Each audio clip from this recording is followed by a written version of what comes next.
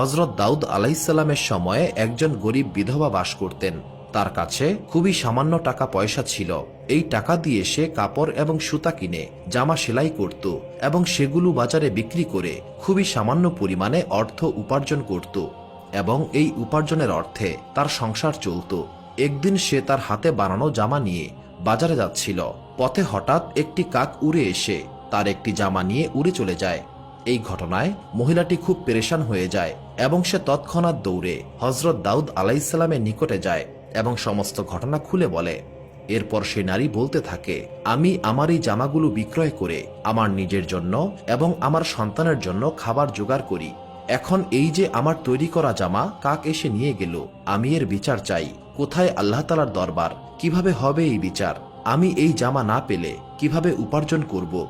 জবাবে হযরত দাউদ আলাইহিসসালাম বললেন, তুমি এখানে বসো, আমি তোমার ফয়সালা